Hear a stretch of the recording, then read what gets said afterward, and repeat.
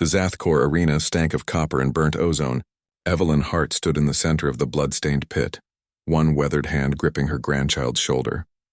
Rin trembled beneath her touch, small fingers clutching the fabric of Evelyn's tattered dress. Above them, in tiered seating that spiraled toward a domed ceiling, hundreds of alien spectators chittered and howled. The Zathkor resembled oversized mantises, their compound eyes reflecting the arena's harsh lights in fractured rainbows. They clicked their mandibles in what passed for laughter among their kind. The humans grow old so quickly, one Zathkor announced through the translation implant buried in Evelyn's skull. This one is ancient by their standards, wrinkled, weak. More clicking laughter echoed through the arena. "Grandma," Rin whispered, voice cracking. "I'm scared." Evelyn squeezed her grandchild's shoulder. 80 years of living had taught her many things, but the most important lesson was this: fear was a choice. She had survived wars, outlived 2 husbands, raised 4 children through poverty and plague, and buried a daughter to cancer. These insects thought age made her weak. They had no idea what it meant to still be standing after 8 decades of Earth's crucible. "Listen to me," Evelyn said softly, her voice carrying the steel that had once commanded hospital wards during the outbreak of '68. "When that thing comes out, you stay behind me. You understand?" The arena floor trembled. A massive gate began to rise on the far wall, grinding metal against stone. Beyond the opening, something massive shifted in the darkness, and a sound like grinding mountains rolled across the pit. The Zathkor's clicking intensified, rising to a fever pitch. "Grandma, what are you going to do?" Rin asked, tears streaming down young cheeks. Evelyn smiled, and it was not a kind expression. It was the smile of someone who had survived when survival seemed impossible, who had fought when fighting seemed futile.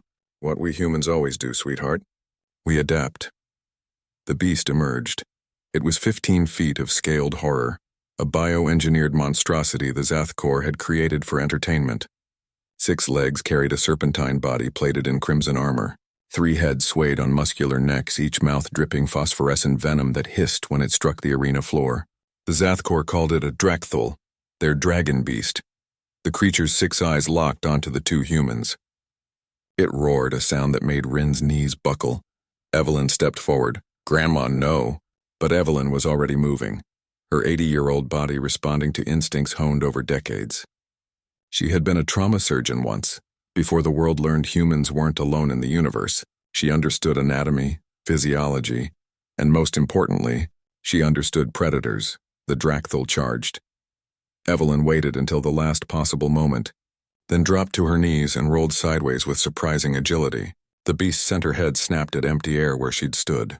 Its momentum carried it forward, and Evelyn's hand shot out, grabbing a loose spike of bone protruding from the arena wall.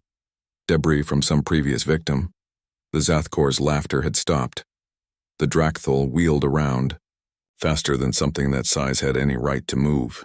But Evelyn was already sprinting, moving as fast as her aged legs allowed toward a cluster of rocks near the arena's edge. She grabbed one, hefted it, and threw it at the beast's left head. Her aim was perfect. The rock struck the creature's eye dead center. The Drakthul shrieked. "Impossible," one Zathkor whispered. "The old one fights." Evelyn grabbed another rock. "Rin!" she shouted. "The eyes. Always aim for the eyes." Rin, still frozen with fear, stared as their grandmother became something else. Not the woman who baked cookies and told bedtime stories, but the survivor who had clawed her way through life's worst offerings and emerged unbroken. The beast charged again. This time Evelyn dove between its legs, the bone spike in her hand flashing upward. She drove it into the soft tissue of the creature's underbelly, dragging it along as momentum carried them both forward. Black ichor sprayed across the arena floor. The Drakthul's shriek was deafening. Evelyn rolled to her feet, breathing hard, her dress soaked in alien blood. "Rin," she gasped. "Run, circle, keep moving." Something awakened in the child then, that genetic memory of survival that every human carried, the inheritance of a species that had clawed its way to the top of Earth's food chain through pure, stubborn determination. Rin grabbed a rock and threw it. The stone struck the beast's wounded eye, and it roared in fury, but now it was confused, injured, facing 2 targets instead of 1. Its tactical advantage had evaporated. Evelyn kept moving, kept striking, kept doing what humans did best, refusing to die quietly. Each dodge took more effort. Each movement sent pain shooting through joints that had earned their rest. But she didn't stop. Neither did Rin. The Zathkor's arena had fallen silent except for the sounds of battle. When the Drakthul finally collapsed, its body riddled with wounds from improvised weapons and relentless assault, Evelyn Hart stood over it, chest heaving, face splattered with alien blood. Rin stood beside her, small and trembling but unbroken. The silence stretched for a long moment. Then one Zathkor spoke, its voice carrying none of the earlier mockery. The old one prevailed. Evelyn looked up at her captors, and when she smiled, it was a smile that had seen too much to ever truly fear again. "We're humans," she said simply. "We don't know how to quit." The Zathkor learned something that day. Age didn't make humans weak. It made them dangerous, because survivors knew things that predators could never understand.